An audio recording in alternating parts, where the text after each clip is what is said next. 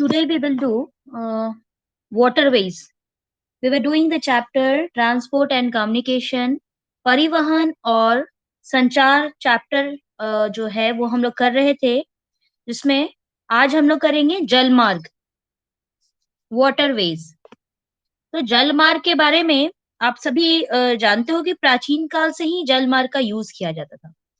आप सभी सुने होंगे या पढ़े होंगे हिस्ट्री में कि सिविलाइजेशन की शुरुआत कहाँ से हुई? रिवर वैलीज में ही हुई, यानी नदी घाटियों में ही हुई। तो प्राचीन काल से, एंशिएंट टाइम से ही सामान ले जाने के लिए, पैसेंजर्स को एक स्थान पे दूसरे स्थान पे ले जाने के लिए नदी का, झील का, कैनाल का, ओशियन सी का प्रयोग किया जाता था। एक स्थान में दूसरे में जाना है तो नदी के रास्ते से नाव पे बैठ के लोग जाते थे पहले।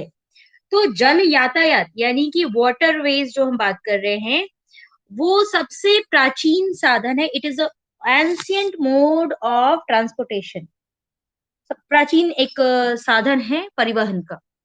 तो जल परिवहन अगर अदर मोड ऑफ ट्रांसपोर्ट से हम कंपैरिजन करते हैं, वाटर ट्रांसपोर्ट का अगर अदर मोड ऑफ ट्रांसपोर्ट यानी जल परिवहन का दूसरे अन्य साधन से अगर कंपैरिजन करें, तो it is a cheaper mode of transport. यह एक सस्ता माध्यम है। क्यों? क्योंकि अगर हम स्थल भाग मतलब स्थल परिवहन का यूज कर रहे हैं, वायु परिवहन का यूज कर रहे हैं, तो उसके कंपैरिजन में जल परिवहन एक सस्ता माध्यम है। और जल परिवहन की ऊर्जा का भी जो इसमें लगना वो कम होता है। जैसे इसमें फ्यूल भी बहुत ज्यादा नहीं, क्योंकि अपने आप थोड़ा थोड़ा नदी का जो जल है वो फोर्स में आगे बढ़ता है। तो ये सस्ता है कंपैरिजन टू स्थल परिवहन, वायु परिवहन। तो जल मार्ग यानी वाटरवेज जब हम लोग पढ़ रहे हैं, इसको दो भागों में बांटा गया है। वाटरवेज दो तरीके का। कौन दो प्रकार है? पहला है ओशनिक रूट, महासागरीय मार्ग। महासागरीय मार्ग में कैसे? जब आप वर्ल्ड का मैप देखोगे तो उसमें देखो, अगर आपको मुंबई से जाना है लंदन, तो आप समुद्र के रास्ते से जाना होगा। आपको जाना है ऑस्ट्रेलिया का सिडनी से, आपको जाना है होनोलुलु, तो ऑब्वियसली आपको जल मार्ग से ही जाना पड़ेगा। तो ये जो महासागरीय मार्ग है, महासागर वाले मार्ग से। और दूसरा जो है आंतरिक जल मार्ग यानी कि इंटरनल वाटरवेज, इसमें आता है विद इन द कंट्री और विद इन द सिटी और with in the land surface पे जो नदियां बह रही हैं या रिवर्स हैं, लेक्स हैं, कैनल्स हैं, उसमें जब जल परिवहन किया जाता है। जैसे आपको इलाहाबाद नहीं, अगर मान लीजिए इलाहाबाद से बनारस या बनारस से पटना आना है, तो आप वाटरवेज से आ सकते हो, क्योंकि गंगा नदी वो होते हुए बहती है, यहाँ तक फ्लो करती है और आगे जाके बे ऑफ बंगाल में मिलती है। तो इस पे वाटरवेज बनाया गया है और शिप के माध्यम से आप आराम से बनारस से पटना आ सकते हैं वाटरवेज के द्वारा। अब बात करते हैं कि what are the benefit, what are the advantage of oceanic route या फिर महासागरीय जल मार्ग जो है वो क्यों किया जाता है। बेसिकली क्या कारण है समुद्री परिवहन का सबसे सस्ता बोला गया है और सुविधाजनक भी बोला जाता है। आपको अगर अंडमान निकोबार जाना है, आप एटलस में देखोगे अगर, तो भारत के पूर्वी भाग में स्थित है अंडमान निकोबार, उसकी राजधानी है पोर्ट ब्लेयर। तो अगर आपको जाना है तो आप चेन्नई में अगर आप बैठे शिप पे, मतलब पोर्ट पे गए, वहां पे शिप पे बैठे, तो आप पोर्ट ब्लेयर पहुंच जाओगे। तो यहाँ पे कोई भी बंदरगाह पे यानी पोर्ट पे जहाज का निर्माण के लिए शुरू में खर्च किया जाता है, लेकिन ये जो जल मार्ग है, महासागरीय जल मार्ग, इसके रख रखाव में बहुत ज्यादा खर्च नहीं होता, कम खर्च होता है। और जो जलयान यानी कि शिप की बात करें, तो वो कोई भी डायरेक्शन में जा सकता है। जैसे आप रोडवेज में तो आप रोड बनाए जाते हैं, उसी रोड पे ही आप गाड़ियां चला सकते हो। जलयान में तो किसी भी दिशा में जा सकते, लेकिन उसका भी रूट होता है कुछ। इसमें कोई भी मतलब महासागरीय जलमार्ग के दोनों सिरों पर, यानी पे जहां से जाना है और जहां उतरना है, जहां आपका ओरिजिन ऑफ द जर्नी है और जहां डेस्टिनेशन है, वहां पे पोर्ट बनाना जरूरी है, पत्तन का बनाना जरूरी है, तभी तो वहाँ पे जहाज लगेंगे और वहाँ पे पैसेंजर्स या जो भी गुड्स हैं, वस्तुएँ हैं, उनको उतारा जाएगा। दूसरा ये होता है कि जो बहुत जल्दी खराब हो जाने वाली चीज़ें हैं, जैसे कि फ्लेश है, मिल्क है, वेजिटेबल्स है या मिल्क प्रोडक्ट है, फ्रूट्स है, तो ये रेफ्रिजरेटेड टैंकर होते हैं, उससे ही एक स्थान से दूसरे स्थान पे ले जाएँगे। जैसे मिल्क यहाँ पे आता है, रांची अगर सप्लाई होता है और मान लो झारखंड के एक अदर पार्ट से ही कहीं से आ रहा है, तो वो एक रेफ्रिजरेटर का टैंकर होता है या रेफ्रिजरेटर रूम जैसा होता है, उसमें ही उस जो भी खराब हो जाने वाली चीज़ें हैं, उसमें उसको डाल कर के लाया जाता है। और उसके बाद है कि अगर संसार का जितना भी पत्तन है, इसमें सामान को स्थल परिवहन के लिए रेल या सड़क मार्ग पे बदलने की सुविधा होती है। तो अगर पत्तन से डायरेक्ट हम वहाँ पे रेलवे स्टेशन बना दें, वहाँ से रोडवेज़ तो रहते ही है, रेलवे स्टेशन भी बनाया जा सकता है पास में। जैसे हल्दिया पोर्ट है, आप जानते हो कोलकाता के पास हल्दिया है, तो वहाँ तक भी तो रेलवेज़ बने हुए हैं। कोलकाता से कनेक्टेड है, वहाँ से अदर पार्ट में आप जा सकते हैं।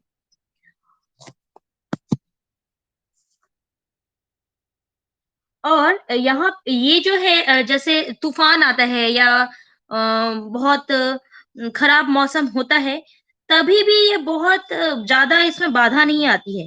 आप एयरवेज़ से जाओगे, अगर वायुयान से जा रहे हो, तब तो आप बहुत बारिश हो, तूफ़ान हो, तो आपका फ्लाइट कैंसल हो सकता है या डिले हो सकता है। लेकिन इसमें तूफ़ान और खराब मौसम बहुत ज़्यादा बाधा नहीं आती है। क्योंकि ये जो समुद्र को पार करते हुए धीरे-धीरे वो अपने स्थान पे जहाँ डेस्टिनेशन है, वहाँ पहुँच सकता है। और समुद्री यहाँ पे पूरे विश्व के नक्शे को अगर देखो, तो वहाँ पे बहुत एक स्थान से दूसरे स्थान पे जाने के लिए पहले लोग व्यापार के लिए समुद्री मार्ग का यूज़ करते थे। हमारे देश में आप जानते हो कि ब्रिटिशर्स यहाँ पे शासन किए थे। और वो किस रास्ते से आए थे? शुरू में जो भी डच आए, पुर्तगाल आए, ये सभी तो समुद्र के रास्ते से आए थे। तो ये जो समुद्र के रास्ते से आए और वो अभी उस समय भी जो सामान का ट्रांसपोर्टेशन किया जाता था, यहाँ से स्पाइसेस ले जाते थे या अदर थिंग्स जो भी ले जाते थे, सारा वाटरवेज़ से ही ले जाते थे। तो यहाँ पे अगर यहाँ पे हमको आपको पढ़ना है वाटरवेज में कौन-कौन सा मार्ग है समुद्र में। यानी कि आप अगर पूरे वर्ल्ड के नक्शे को देखो, तो कहाँ से जाने के लिए कौन से मार्ग बनाए गए हैं या कौन-सा मार्ग है। तो समुद्री मार्ग अगर देखें, तो कुछ इम्पोर्टेंट जो हैं वाटरवेज, उसमें पहला नंबर पे है नॉर्थ अटलांटिक वाटरवेज। अब ये नॉर्थ अटलांटिक वाटरवेज आप सभी अटलांटिक ओशन का नाम जानते हो। अटलांटिक ओशन का लोकेशन भी जानते हो कि कहाँ पे है। ये एस शेप का है। इसके ईस्ट में यूरोप एंड अफ्रीका है और वेस्ट में नॉर्थ अमेरिका और साउथ अमेरिका है। तो ये जो महत्वपूर्ण समुद्री मार्ग है नॉर्थ अटलांटिक मार्ग, अब इसका किस चीज़ में यूज़ हो जाता है? मतलब कहाँ से कहाँ जाने के लिए इस मार्ग का हम लोग उपयोग करते हैं। तो ये बेसिकली नॉर्थ अटलांटिक मार्ग यानी नॉर्थ अटलांटिक ओशन वाले में पार्ट में है।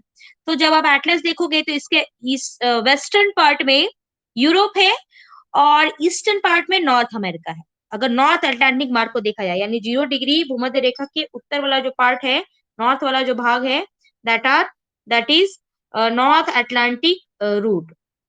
तो इसके वेस्ट में यूरोप है और ईस्ट में अमेरिका है, नॉर्थ अमेरिका है। तो ये जो समुद्री मार्ग है बेसिकली दोनों दोनों जो है बहुत ही विकसित देश है, बहुत विकसित क्षेत्र है, उन्नत क्षेत्र है। और उनके बीच ये मार्ग जो है संपर्क स्थापित करता है कॉन्टैक्ट। यानी कि आपको अगर यूरोप का किसी कंट्री से आपको जाना है नॉर्थ अमेरिका का कोई कंट्री या कोई प्लेस पे जाना है, तो you can go by North Atlantic route. Waterways जो है उसके माध्यम से आप जा सकते हैं। तो ये जो रूट का यूज़ किया जाता है, बेसिकली कमर्शियल पर्पज़ के लिए किया जाता है, व्यापार के लिए किया जाता है। ह्यूमन बीइंग तो ज़्यादा जाते नहीं हैं ये जल मार्ग से अब तो उतना बहुत ज़्यादा नहीं होता है, लेकिन हाँ, फिर भी ये व्यापार के लिए बहुत ज़्यादा यूज़ होता है, व्यापारिक जलयान ए ये जो इस मार्ग से आते-जाते हैं। तो वर्ल्ड में जितने भी बड़े बंदरगाह हैं, पोर्ट हैं जितने भी पत्तन हैं, पोर्ट हैं, उसमें से सबसे बड़े बड़े पोर्ट्स में से 28 बंदरगाह इसी रास्ते पे है, इसी रास्ते पे है। यानी कि कुछ इधर वेस्टर्न पार्ट पे, कुछ ईस्टर्न पार्ट पे। यानी कुछ यूरोपियन पार्ट तट पे है और कुछ नॉर्थ अमेरिकन तट पे है। तो 28 बंदरगाह इसी मार्ग पे है। और कौन-कौन से मुख्य हैं? उत्तर अमेरिका का अगर हम देखें, उत्तर अमेरिका का कोस्ट आप देखोगे एटलस में, तो उसमें देखो जो फेमस पोर्ट है, बंदरगाह है, वो है New York, Montreal, Quebec, Halifax, Boston, Saint John, Philadelphia, Portland, Baltimore, ये सब उत्तर अमेरिका के तट पर स्थित है। ये सब पोर्ट हैं। उसके बाद अगर यूरोपियन कोस्ट पे आएँगे, यूरोपीय कोस्ट पे आएँगे, तो वहाँ पे famous port is London, Liverpool, Glasgow, Manchester, Southampton, Rotterdam, a, Hamburg, Lisbon, Copenhagen, Oslo, ये सब जो है वो यूरोपियन कोस्ट पे फेमस पोर्ट हैं। अब हम बात करते हैं कौन से सामान को ले जाएँगे? यूरोप से सामान ले जाते हैं, व्यापार किया जाता है। तो कुछ गुड्स को कुछ सामान को ले जाता है, कुछ वस्तुओं को ले जाया जाता है। तो यूरोप में जो चीज़ ज़्यादा होता है प्रोडक्शन, या उसी को इधर साइड भेजेंगे। यानी अमेरिका में जो चीज़ ज़्यादा है वो हम यूरोप में वो यूरोप में भेजा जाता है। तो यूरोप देखा जाए तो इट इज़ प्रॉस्पेरस है एग्रीकल्चर में भी, कॉमर्स में भी, वाणिज्य में भी, और इंडस्ट्रियल एरिया भी काफ़ी डेवलप है इन यूरोप। तो औद्योगिक प्रदेश से बहुत सारे भारी-भारी अधिक मात्रा में जो भी निर्मित वस्तुएँ हैं, जैसे क्लोथ्स है, केमिकल्स है, वस्त्र है, रसायन है, मशीनरीज़ है, मशीन है, फर्टिलाइज़र है, ये जो आयरन जो एंड स्टील है, तो ये, और ये वाइन या फिर शराब, ये सब चीज़ें यूरोप से नॉर्थ अमेरिका को भेजा जाता है। यानी नॉर्थ अमेरिका में यूएसए और कनाडा, इसको एक्सपोर्ट किया जाता है, निर्यात किया जाता है फ्रॉम यूरोप। और कौन-सी चीज़ें हैं? ईटेबल आइटम्स में देखें, खाद्य पदार्थ में जो रॉ मटेरियल भेजा जाता है, बेसिकली गेहूँ, ये अगर ये सब ये गेहूँ जो है बेसिकली प्रेरी प्रदेश, एरिया जो है इन नॉर्थ अमेरिका, वहाँ से यूरोप की ओर भेजा जाता है। तो अमेरिका से यूरोप की ओर, यानी नॉर्थ अमेरिका से यूरोप की ओर अगर जो वस्तुएँ जा रही हैं, बेसिकली गेहूँ यानी व्हीट, लकड़ी है, कॉपर है, तांबा है, लोहा है, आयरन, आयरन स्टील है, और बहुत सारे इंस्ट्रूमेंट जो कि ट्रांसपोर्टेशन में यूज़ होते हैं, उसको वेस्टर्न यूरोप में भेजा जाता है। तो नॉर्थ अटलांटिक प्रदेश का विदेशी व्यापार, मतलब सबसे ज़्यादा होता है, बहुत ज़्यादा होता है। फॉरेन जो ट्रेड है, वो ज़्यादा होता है। तो North Atlantic region, it is very famous for commercial purposes. ये विदेशी व्यापार के लिए, ट्रेड के लिए, व्यापार के लिए अधिक जाना जाता है। तो यूरोप में जो भी चीज़ें होती हैं, वो इधर भेजे जाते हैं इसी मार्ग से, उत्तर अटलांटिक मार्ग से। तो आपको बेसिकली याद रखना है उत्तर अटलांटिक मार्ग में किसको-किसको जोड़ता है, पूरब में क्या है, पश्चिम में क्या है, आपने जाना। और किन 2 उन्नत क्षेत्रों के बीच कॉन्टैक्ट्स बढ़ाता है, स्थापित करता है, और it is the busiest route, विश्व का सबसे अधिक व्यस्ततम मार्ग है। और जितने भी विश्व के सबसे बड़े बंदरगाह हैं, these are situated in this area. और कौन-कौन से हैं ये मैंने बताया, और कौन-कौन सी वस्तुओं का आदान-प्रदान किया जाता है, एक्सपोर्ट इम्पोर्ट किया जाता है, ये आपने अभी पढ़ा। तो दूसरा है, ये तो पहला हो गया नॉर्थ अटलांटिक मार्ग। दूसरा है भूमध्य सागर और हिंद महासागर का मार्ग, Mediterranean Sea and Indian Ocean route. अब देखोगे एटलस में, आप लोकेशन देखो, मेडिटेरेनियन सी का लोकेशन कहाँ पे है? ये बेसिकली आप देखो तो यूरोप का, मतलब ये पश्चिम में, यानी अफ्रीका के उत्तर में आप देखोगे मेडिटेरेनियन सी दिखाई दे रहा है आपको। तो ये जो मार्ग है, भूमध्य सागर हिंद महासागर का मार्ग, यानी कि हिंद महासागर आप आ जाइए, इंडिया से भी टच होता है। तो ये जो मार्ग है, पश्चिम में यूरोप, यानी यूरोप से, यूरोप भी it is very developed countries हैं वहाँ पे, उन्नत देश है वहाँ पे। तो उसको ईस्टर्न अफ्रीका, साउथ एशिया और ईस्ट एशिया, इसको इससे जोड़ता है। तो भूमध्य सागर, लाल सागर और हिंद महासागर द्वारा इसको मिलाया जाता है। तो यूरोप से पूर्वी अफ्रीका, एशिया और ऑस्ट्रेलिया को जाने वाले सभी जलयान इसी मार्ग को अपनाते हैं। तो यूरोप से अगर आपको ईस्ट अफ्रीका जाना है, एशिया आना है, इंडिया आना है मान लो आपको, या इंडोनेशिया जाना है, या फिर ऑस्ट्रेलिया जाना है, तो किस मार्ग से जाओगे? यही भूमध्य सागर और हिंद महासागर का मार्ग, मेडिटेरेनियन सी, और इधर से होते हुए यहाँ आओगे। और बीच में भूमध्य सागर और हिंद महासागर आने के लिए बीच में एक कैनाल बनाया गया है, एक नहर बनाया गया है, जिसके थ्रू उस रास्ते से हम लोग इधर आ सकते हैं। यानी मेडिटेरेनियन सी से आप इंडियन ओशन आने के लिए रेड सी होता हुआ बीच में एक पोर्ट बनाया गया है, या फिर नहर बनाया गया है, स्वेज नहर आप सुना होगा, इट इज वेरी फेमस। तो उस नहर के माध्यम से इधर साइड हम लोग, यानी एशियन कंट्रीज में या फिर इधर ऑस्ट्रेलिया में आप आ सकते हो। तो यूरोप से ईस्टर्न अफ्रीका, एशिया, ऑस्ट्रेलिया जाने के लिए हम लोग को इसी रूट को अपनाना होगा। यही है Mediterranean Sea and Indian Ocean वाला रूट जो है। और ईस्ट की ओर जाना है, यानी पूर्व की ओर जाने वाले जो सामान है, कौन से सामान को भेजा जाता है, तो इसमें मुख्य रूप से मशीनरी आइटम और जो भी इंडस्ट्रियल प्रोडक्ट हैं वो सब आते हैं। अगर वेस्ट की ओर भेजना है, यानी वेस्ट की ओर कहाँ से भेजेंगे? एशिया से अगर वेस्ट की ओर, यानी कि यूरोप की ओर जा रहा है सामान, basically cotton, rubber, T, coffee, sugar, चीनी और मिनरल ऑयल्स, यानी कि पेट्रोलियम, ये सभी भेजे जाते हैं। तो इस रूट पे कौन-कौन से मुख्य पत्तन हैं, कौन-कौन से मुख्य पोर्ट हैं? पोर्ट सईद है, अदन है, मुंबई, कोच्चि, कोलंबो, सिंगापुर, ये सब मुख्य पत्तन हैं in this route, Mediterranean Sea and Indian Ocean का जो रूट है। तो इस रूट में आगे एक और है, स्वेज नहर। अभी हम बात कर रहे थे स्वेज नहर की, हाँ, स्वेज कैनाल की। तो Suez canal it is very famous canal. और ये जो स्वेज नहर है, ये आपका लोकेशन आप देखोगे मेडिटेरेनियन सी और रेड सी के बीच में छोटा सा लैंड जो था, उसको काट करके वहां पे नहर बनाया गया है और शिप को आने जाने की सुविधा दी गई है। तो स्वेज नहर का निर्माण हुआ है, ये निर्माण का कार्य 1854 में शुरू हुआ था। अ, एक फ्रांसीसी इंजीनियर थे, फर्डिनेंड द लेपेप्स।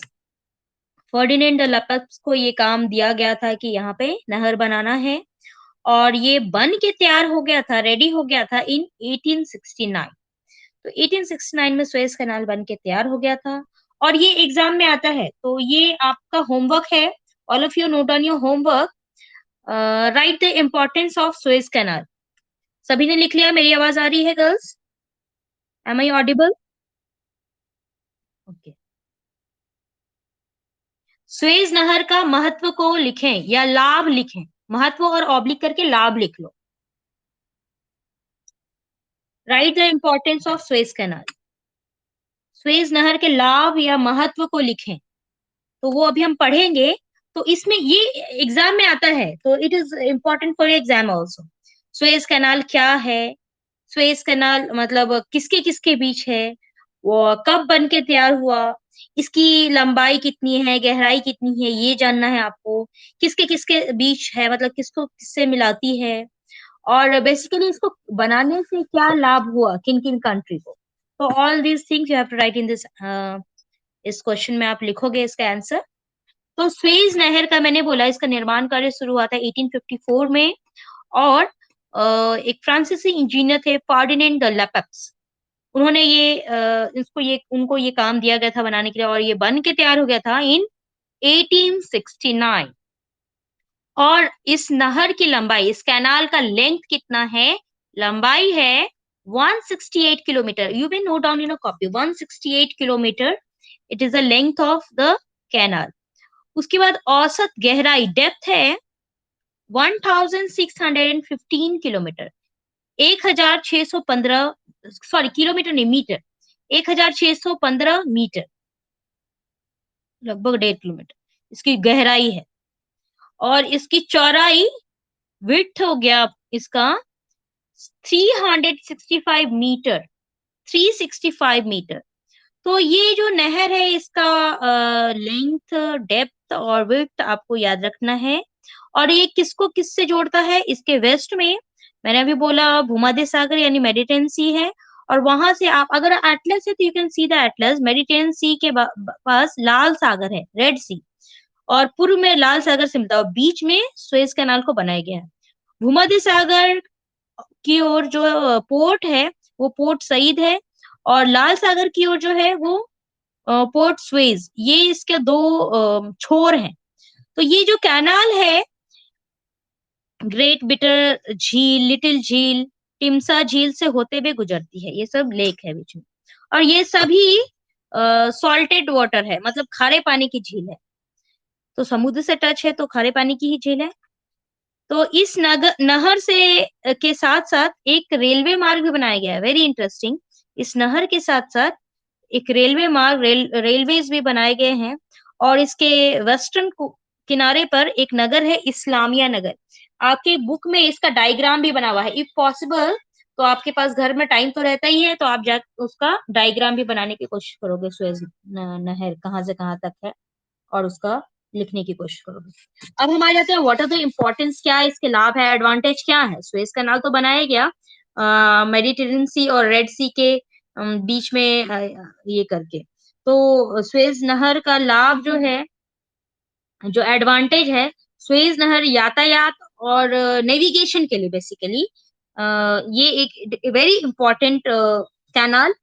तो इसके बारे में ये जो नहर है इसका निर्माण से, इसका जब निर्माण हो गया तो यूरोप के देश यानी यूरोपियन कंट्रीज और ईस्टर्न अफ्रीका कंट्रीज, इन दोनों के बीच एक छोटा मार्ग खुल गया। पहले क्या था, पूरा घूम के जाना पड़ता था, यानी कि जो अफ्रीका है उसको पूरे नीचे रास्ते से घूम के फिर आप लंदन जाना होगा तो आप जाओगे, या कोई भी यूरोपियन कंट्री में जाना होगा तो पूरा अफ्रीका का नीचे से पूरा घूम के जाना पड़ता था।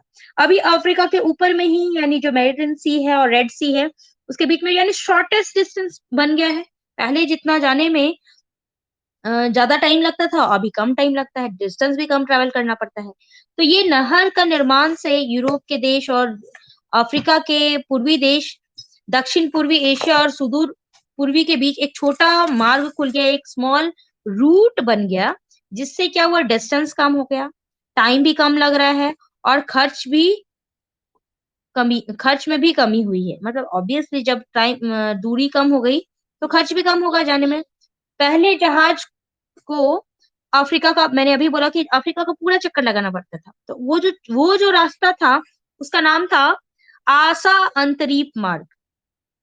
तो आशा अंतरीप मार्ग जो अफ्रीका के पूरा नीचे से घूम करके आपको यूरोप में पहुंचना होगा। लेकिन अब ये रास्ता बन जाने से यानी सुएज कनाल बन जाने से छोटे मार्ग से हम लोग सीधा डायरेक्ट जा सकते हैं। यानी कि आशा अंतरीप जो मार्ग है, जो उसके कंपैरिजन में सुएज कैनाल से अगर लंदन से मुंबई जाना है तो कितना दूरी कम हो गया, 9600 किलोमीटर की दूरी कम हो गई फ्रॉम लंदन टू मुंबई। तो इतना कम हो गया। लिस्बन से मकाओ के बीच 5000 लगभग दूरी कम हो गई। तो ये जो नहर है इट इज वेरी इंपॉर्टेंट, अभी के टाइम में बहुत ही महत्वपूर्ण है। और ये जो नेविगेशन के लिए इसको यूज करते हैं। और ये नहर, ये जो कैनाल है, रोज दिन एवरी डे यहाँ पे 90 जहाज पार करते हैं। और ये नहर का निर्माण से बहुत सारे यूरोपियन कंट्री, स्पेशली ब्रिटेन को बहुत फायदा हुआ, बहुत ही ज्यादा लाभ हुआ है। इसीलिए इसको ब्रिटेन की स्नायु नारी भी माना जाता है, मतलब वेन जिसको बोलते हैं, वेन ऑफ ब्रिटेन। यानी Suez route has been long called the jugular vein of the British Empire. तो स्नायु नाड़ी कहा जाता है, जुगुलर वेन भी कहा जाता है। जैसे आपके शरीर में वेन है, नस जिसको बोलते हो आप लोग, नाड़ी, तो उसके बिना तो ब्लड सर्कुलेशन होगा नहीं। तो उसी तरीके से ये जो इतना इम्पोर्टेंट है हमारे बॉडी के लिए, उसी तरीके से यहाँ पे यूरोपियन कंट्रीज़ में के लिए ब्रिटेन को बहुत फ़ायदा, इसलिए इस नहर को ब्रिटेन की स्नायु नाड़ी यानी जुगुलर वेन कहा जाता है। और इस नहर से बहुत फ़ायदे उठाने वाले जो कंट्री हैं, एडवांटेज कौन, yes Sheetal, you want to say something? No? Okay. तो इस नहर से लाभ उठाने वाले अन्य देश जो हैं, कौन-कौन से देश जो इस नहर से आवागमन करते हैं, आते-जाते हैं, वो है ब्रिटेन तो है ही, साथ ही साथ यूरोपियन कंट्री में फ्रांस है, इटली है, हॉलैंड है, स्वीडन है, डेनमार्क और जर्मनी है। तो ये मुख्य यूरोपियन कंट्री है और इस नहर के माध्यम से वो ईस्ट की ओर यानी ईस्टर्न अफ्रीका, एशियन कंट्रीज और ऑस्ट्रेलिया, न्यूजीलैंड इधर की ओर जा सकते हैं और व्यापार कर सकते हैं इजीली। तो स्वेज नहर के मतलब उसके वेस्ट में अगर हम देखें तो लंदन है, लिवरपूल है, हैम्बर्ग है, Manchester, Southampton, Lisbon, Naples, Gibraltar, सिकंदरिया, ये सब मेन पोर्ट का नाम है, बंदरगाह का नाम है। सुएज कैनाल के पश्चिम में, सुएज नहर के वेस्ट में। अब इसके पूर्व में कौन-कौन सा बंदरगाह है? वह है सुएज, अदन, कराची, कराची है आपका पाकिस्तान में, मुंबई, कोलकाता, चेन्नई इंडिया में है, कोलंबो इन श्रीलंका, इधर आ जाइए साउथ ईस्ट एशिया में, इधर सिंगापुर है, हांगकांग है, जकार्ता है, फिर मेलबोर्न, सिडनी, पर्थ, ये सब तो ऑस्ट्रेलिया में है। तो ये इस पोर्ट्स को जोड़ता है। तो पश्चिम से पूरब की ओर कौन-कौन सी चीज़ों को ले जाया जाता है? यानी पश्चिम कहाँ हो गया? यहाँ पे हम यूरोप हो गया आपका पश्चिमी भाग और पूरब हो गया यानी ईस्टर्न अफ्रीका और एशियन कंट्री। तो वहाँ पश्चिम से पूरब की ओर, वेस्ट से ईस्ट की ओर, यहाँ पे बहुत सारे मशीन्स का को भेजा जाता है, निर्यात किया जाता है। क्लोथ्स, मेडिसिन्स, केमिकल्स ये सब भेजे जाते हैं। और ईस्टर्न से रीजन से यानी एशिया से या फिर एशिया की बात करें एशियन कंट्रीज से, तो इसमें वेस्टर्न पार्ट को ज्यादातर रॉ मटेरियल भेजा जाता है, कच्चा माल भेजा जाता है, जैसे जूट है, पटसन है, वीट है, गेहूं, रेशम है, टी है, चाय है, कोकोनट, नारियल, ऊन, फ्लैश, मांस, चीनी यानी शुगर, टीन, रबर, ये सब गरम मसाला ज्यादातर भेजा जाता है। तो आपको याद रखना है किनके बीच है, बेसिकली किन कौन-कौन सा पोर्ट है और कब निर्माण हुआ, पहले कौन से रूट से जाते थे, आसान तरीक मार्ग से जाया जाता था। अब ये बन जाने के बाद डिस्टेंस काफ़ी कम हो गया और ये सब आपको लिखना है। तो सुएज़ कैनाल के बारे में आप लिख लिख के नेक्स्ट क्लास में दिखाओगे। तो नेक्स्ट है आशांतरिक मार्ग, वो हम लोग नेक्स्ट क्लास में करेंगे। आज के लिए इतना ही रखते हैं। ठीक है girls?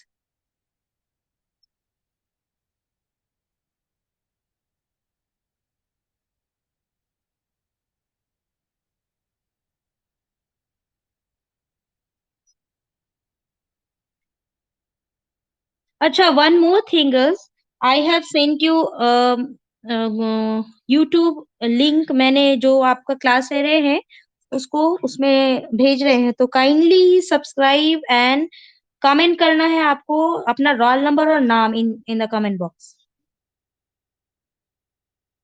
Okay, and subscribe the channel.